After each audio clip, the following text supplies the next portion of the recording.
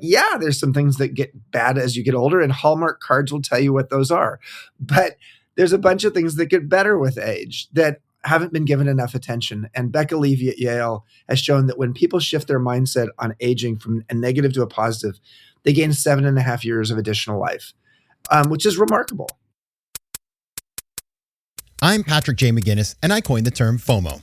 That's short for fear of missing out, and it's why some people end up following the crowd when they should be blazing a trail of their own. But if you want to achieve greatness in business and life, you've got to break free. Come on, I'll show you how. This is FOMO Sapiens, where we explore how entrepreneurial thinkers find the inspiration and the courage to build exceptional lives.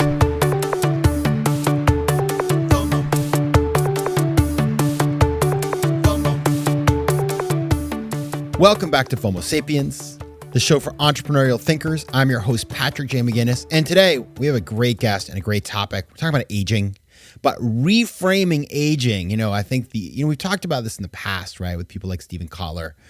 This notion that as you get older, it's all downhill. Just not true. And that is why we have Chip Conley here to talk about it. Chip is on a midlife mission after disrupting the hospitality industry twice. First, as the founder of Joie de Vivre Hospitality, the second largest operator of boutique hotels in the US, and then as Airbnb's head of global hospitality and strategy. Conley co-founded MEA, the Modern Elder Academy, in January 2018 in Baja California, Mexico. And it is a place where people go to think about aging, to reframe the concept of aging, and to navigate midlife with a sense of renewed purpose and possibility. I know people who've gone to this thing. They love it. He's a New York Times bestselling author, and his seventh book, Learning to Love Midlife, 12 Reasons Why Life Gets Better with Age, is out now. And you can find his 2023 TED Talk on midlife chrysalis on the internet. So it's a really good conversation. Chip is a really insightful guy. I'd heard a lot about him, and he was introduced by our friend Nick Sonnenberg, who is a guest of the show in this season, just came on. So I was really glad to hear what he had to say and meet the legend myself. But of course, as you know, I start every interview with the same question. And so I started by asking Chip this: tell me something unexpected you learned about yourself that changed everything. When I was 47 years old, when I was going through a very difficult time, I had an NDE. I had an allergic reaction to an antibiotic, and I died 9 times in 90 minutes. And what I learned from that experience, going to the other side and experience, that's a whole other story in terms of what it felt like being on the other side. But what I learned is that I could slow down and I could actually disrobe from the identities that aren't working for me anymore. I think a lot of us in our 20s, 30s, and 40s start trying on different clothes. There's all these wardrobes of identities and roles. And yet it's almost like we're going to the dressing room and we don't take the clothes off to put on a new identity. And I was just so overwhelmed by wearing 6 different identities and roles that I felt like I was in a straitjacket. And I had to die in order to realize I could have freedom and take off some of these identities. When you say identities, tell us a little bit more about that. Like, what were those for you? What were those things that you were trying to uphold? So I'd founded a boutique hotel company, one of the first in the U.S. When I was 26 years old in the mid-1980s. And it's called Joie de Vivre, and grew it into the second largest boutique hotel company in the U.S., 52 boutique hotels. One of my primary identities was being the founder and CEO of this company with 3,500 employees. And I loved it. When you have a company called Joie de Vivre, means joy of life, you better love it because the name of the company basically says joy of life. But by after running the company for 22 years, I didn't have any joy around it anymore. I started it for creativity and freedom. And by 22 years into it, I was like, oh my God, I just feel completely weighed down by all the responsibilities. And frankly, the Great Recession was going on then. So one of my identities I needed to disrobe of was being the founder and CEO of a company that I thought I would run into my 80s, but I sold it before I was 50. Another identity I had to let go of was the father of a foster son who was really troubled. And I was just basically from age 13 till about age 27, I was his dad. And he was good. He was a good kid, tough kid. Really, really grew up in a very bad family and bad environment. But in his late 20s, he went, off the charts, and I had to take a step back. I was doing everything in my power to help him, but he was in prison at that point and saying that when he got out of prison, he was going to kill me. So I had to take cover and realize that's a role or an identity that I actually have to start to step away from. I had to step away from an identity of being in a long-term relationship that everybody seemed to admire, except for it wasn't working so well. So, often it's in our midlife. My friend Brené Brown calls it the midlife unraveling. And you're in midlife. You're 48. I mean, that's classically midlife. Tell me about it.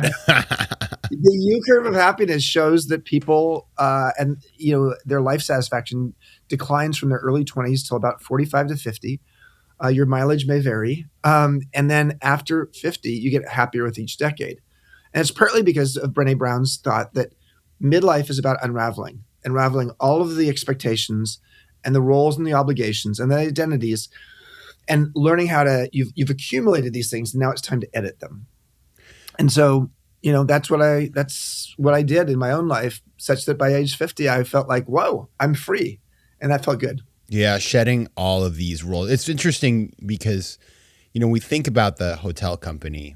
It's like you did your thing. You had a dream and you executed upon that dream and you did really well, but just staying with the same dream may not be the right thing for everybody. I think the old narrative is like, well, the person goes out to build a company and they're really successful and they run it till they die. But of course that is like out of books and movies. It's not out of life. And that's the thing about all this is like, it's all about stories. And our mutual friend, Bruce Feiler, who's been on the show twice, who we both, love. And I think many of our listeners, just like, he's my number one guest probably ever, but his whole framing, which I found so just like very elucidating, was the fact that we all have a story we tell ourselves.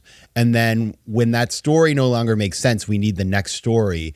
And our society tells a story about, quote unquote, midlife. So I'd love you to just start to frame up this convo. Like, what is the story that we are supposed to, be told? Like, what is the story our society, our culture tells us about middle of life? Yeah. So, I'll tell you that. And let me finish my story, because I went from the bad era of my late 40s into my 50s when I was asked by the founders of Airbnb to help them be their in-house mentor to turn them into the world's most valuable hospitality company.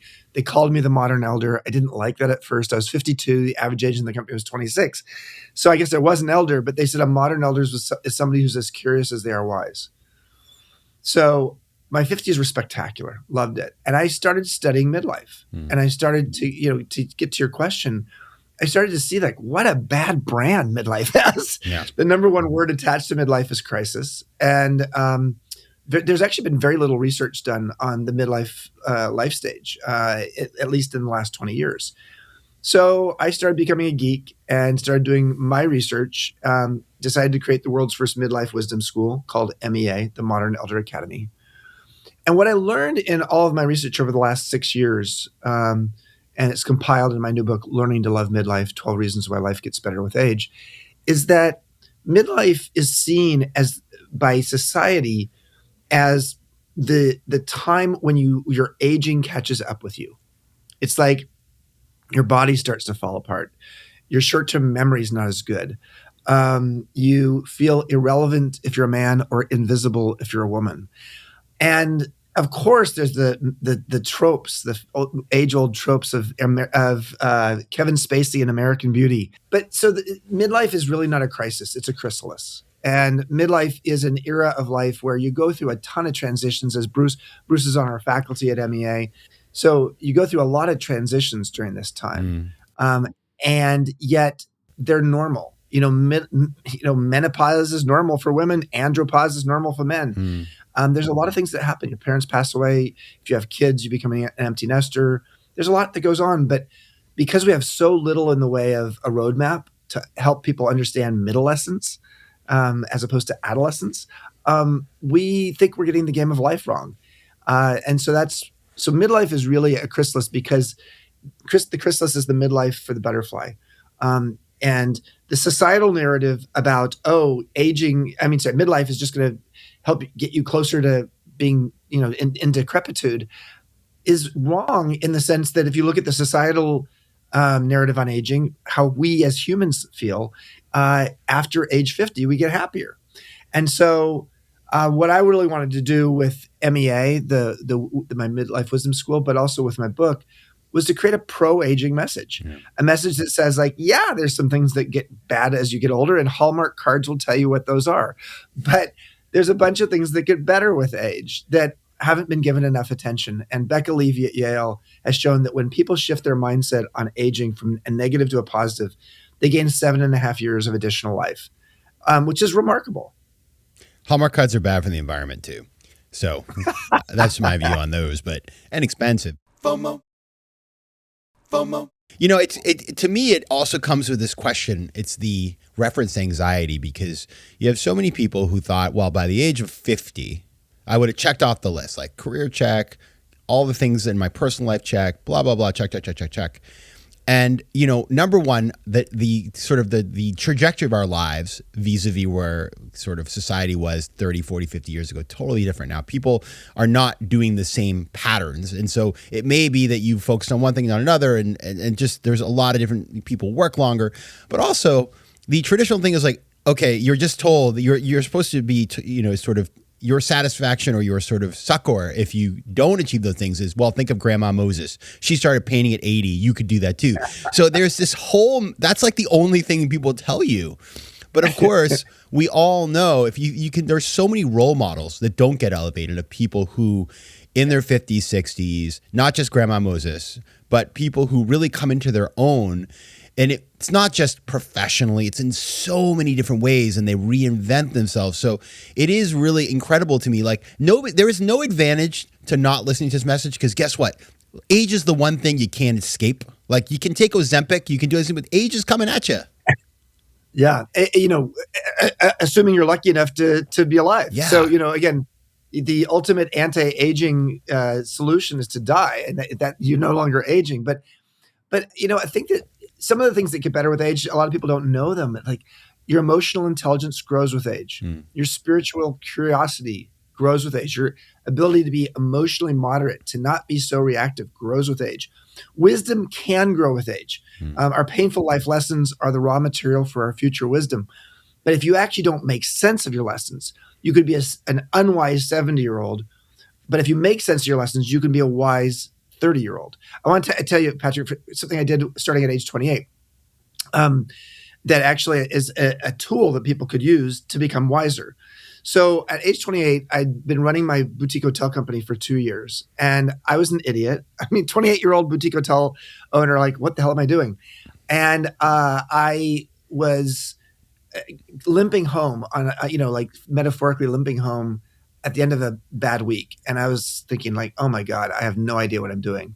And a friend of mine had said, like, you should just take down a journal and start just journaling.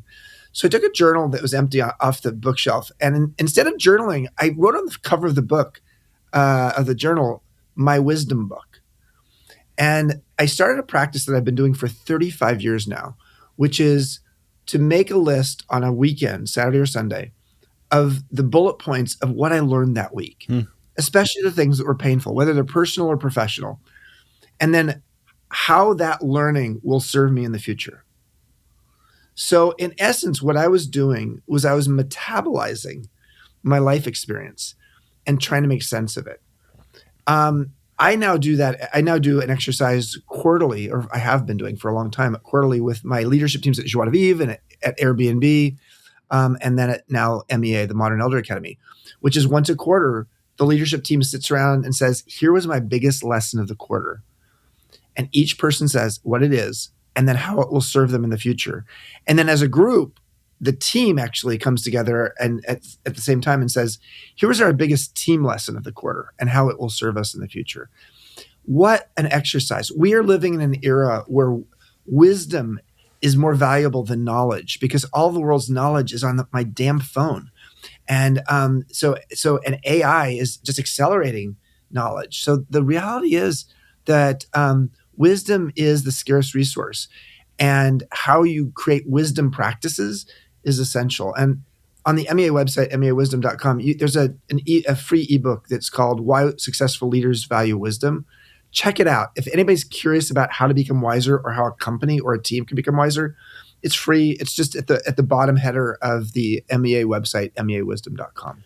I want to drill down on that a little bit because I think it's very valuable, this idea of learning from not just our mistakes, but just our experiences. Could be that you learned something that was a success, but saying that you're going to do that and then doing it actually, in an impactful, successful way are two different things. If somebody wants to sit down this weekend and go through the practice that you've just laid out, like what would be the right steps to making that a successful experience? Well, first of all, don't feel like you have to do it for 35 years.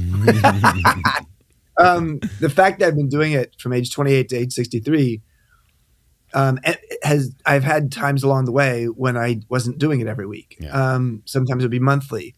There was probably 2 years there where I didn't do it at all. So when you feel like it's a lifelong commitment, it's easy to sort of say, I can't do that. Just do it for one weekend. Make sure you sit in a place, and you don't have to do it with a journal. You could do it with a Google Doc, but definitely do something that actually allows you to write it down. Be in a space where you're not distracted. Don't do it where your people are talking to you. And then sit down, ask yourself, what went on this week that felt like a lesson that was painful? Doesn't have to be painful, but the painful ones are often the ones that have the greatest learning attached to them. What did you learn? I mean, what mistakes did you make? What things that now feel obvious were not obvious a week ago? And make a list of those. It doesn't have to be 15 or 20 things long. It could be 3 or 4, For me, it was on average about 5 or 6 things a week. It doesn't have to be just your professional life. As you write it down, what emotions are you feeling? What like the emotions are going to help you be like the breadcrumbs for you to figure out, why you want to learn from this. It could be, let me use an example. When I was 28, this is so obvious to me now, but back in 28 was not. I had one hotel, the Loma Prieta earthquake came along in San Francisco. Nobody was coming to San Francisco. I had no money to run this hotel because we had no guests. And I was like, okay, what am I going to do? I had a marketing idea that was a crazy idea. I decided to run it by my leadership team. And of course, I was the owner and the CEO. So I had investors, but I was like, I had the most power in the room. But there were 2 people on my leadership team who were natural born critics. And what I did is I presented this idea, and everybody was sort of depressed because we all knew we were in trouble as a business.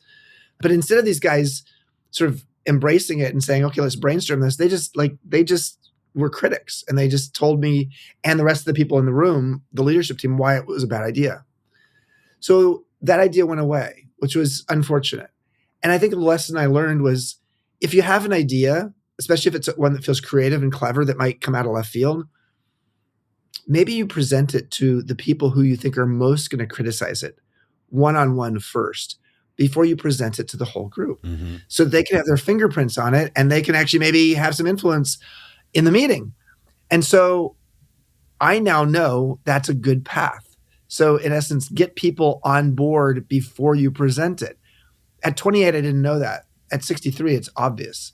But so that lesson, I could have written that one lesson down and say, moving forward, I know that when I have an idea that's going to be sort of wild, I should present it to the people who might be criticizing it first. So in doing that, I accelerated my wisdom. Yeah. So you could do the same. I love that because you close the loop. I mean, the exercise is great. The introspective exercise of just like thinking through these things has tremendous value. But then the next time that this situation comes up, you have a new tool in the toolkit. It kind of reminds me, like, I mean, this is, they always say that, it's funny. It's like when you go to a yoga class, if you're a yoga teacher, if you don't say to the person, like, everything you're doing on the mat, you must, you'll bring it back into your life. And that's like a rule that yoga teachers have to say that to you. They also have to say, like, you're here. The hardest part of your day is getting on the mat. Now that you're here, it'll be easy. That's like the 2 rules you have to say. But it is true. When you go back, it's like my capacity to freak out is like 80% lower because I do stuff like yoga meditation. And so you build this like capacity. And what you're saying, your advice, which I don't do this, by the way, and I will start now, at least to some degree, Yeah. is like you're just giving yourself a place where your wisdom is annotated, where you can always go back. And I'm sure it's very fun to read back the one you did 25 years ago. Patrick, when I was going through the Great Recession, as a boutique hotelier, I went back to my journals from the .com bust and 9/11 because it felt sort of familiar. And I read at one point 1 whole year worth of lessons. And so that's the beauty of this exercise also is it basically creates a framework for you to go back and see what you've learned along the way. And again, when you do this with a team, it's a beautiful exercise because it forces some candor and some transparency, and wisdom is not taught, it's shared. And when I actually learn a lesson from one of my leadership team members, based upon what happened to them, I can apply it in my own life. I think we live in an era where wisdom is going to become one of the most valuable strategic competencies of great companies. And so learning to actually create individual wisdom lessons, but also collective ones is important. FOMO. All right, so your book is called Learning to Love Midlife, 12 Reasons Why Life Gets Better with Age. So you're helping us reframe this messed up, badly branded, it's true, it's like the worst branding ever.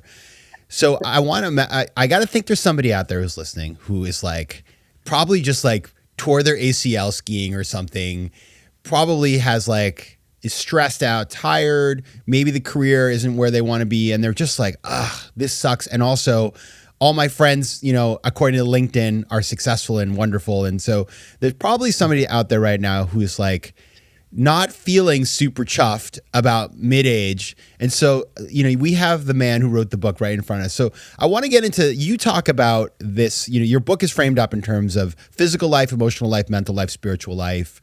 Let's dig into a couple of those. Help us to, see it from your side of the table.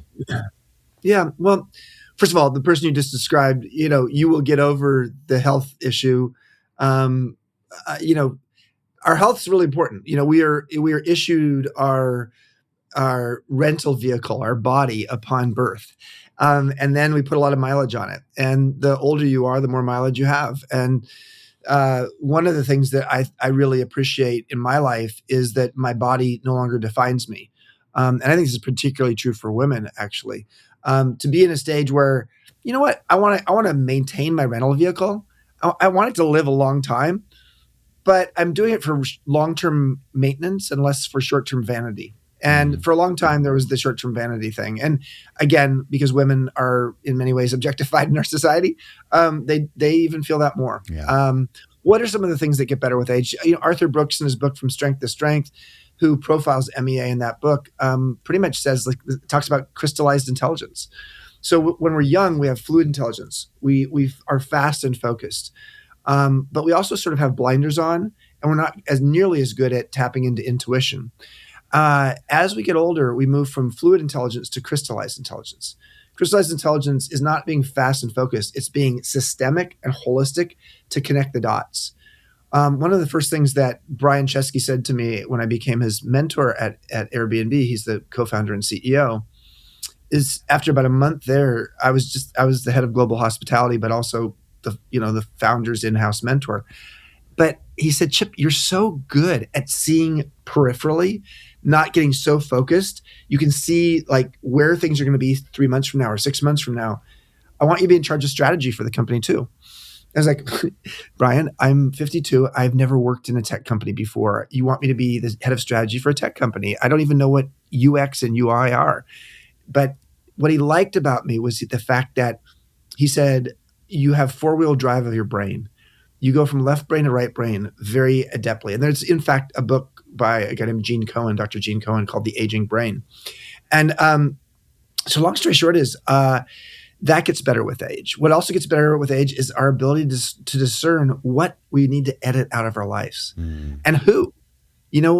As we get older, we don't care quite as much what other people think about us. It doesn't mean we don't we hate people. It just means we don't get all wrapped up about, oh my God, what that person said 2 days ago. And it's like I'm sleepless as a result of it. We learn what's important in our lives, what we can control, and we focus on that. And we don't focus on the things that we can't control. As we get older, we actually start to figure out how to create some time affluence in our life.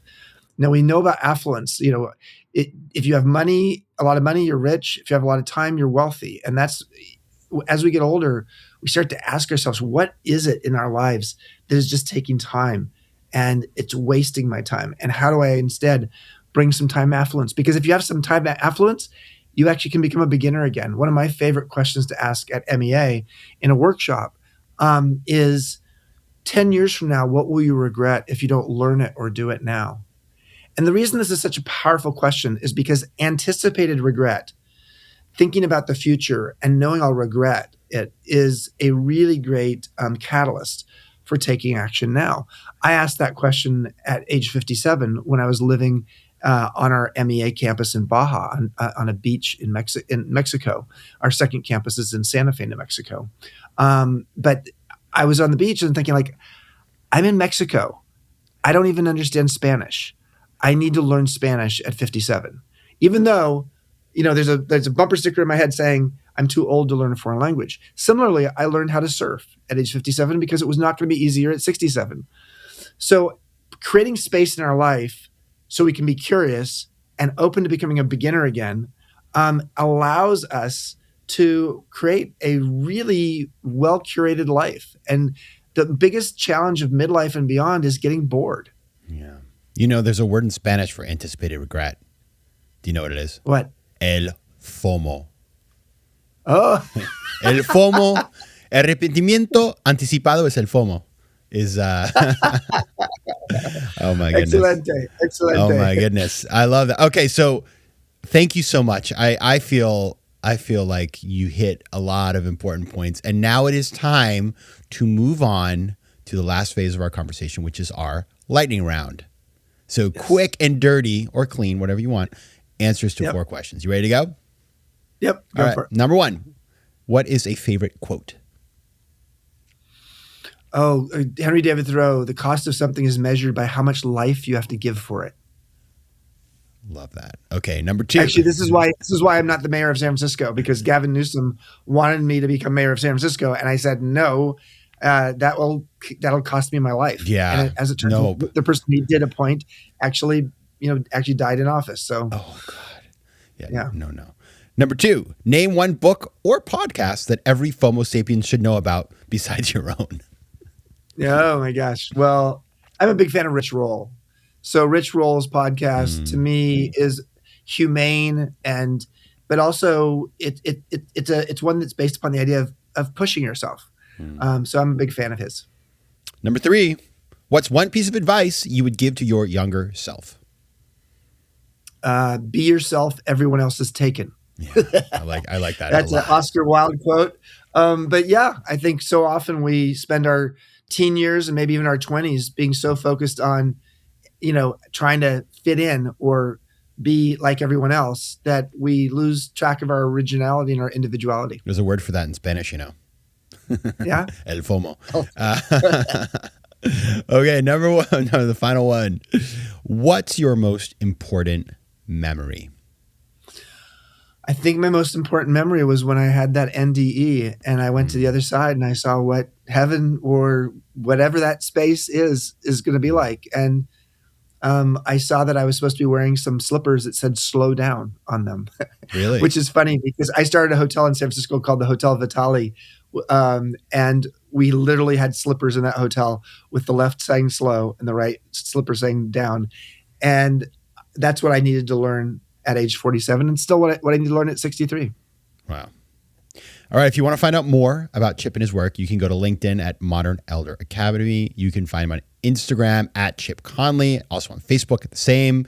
The book is called Learning to Love Midlife, 12 Reasons Why Life Gets Better with Age. Chip Conley, thank you so much for being here. Patrick, and people can find us also at meawisdom.com, the Modern Elder Academy website. Thank you. All right. Thank you. FOMO. If you like today's show, please be sure to rate it and recommend it to your friends. And as always, you can find me on Instagram at Patrick J. McGinnis, on Twitter at PJ McGinnis, and on the web at FOMOSapiens.com or PatrickMcGinnis.com, where you can get all kinds of free resources to live a more decisive and entrepreneurial life. FOMO Sapiens is recorded in New York City. Theme music is by Mike McGinnis, and editing and post-production is by Josh Elstro.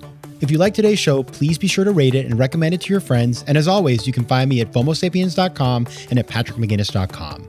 To advertise on FOMO Sapiens, reach out to contact@FOMOSapiens.com.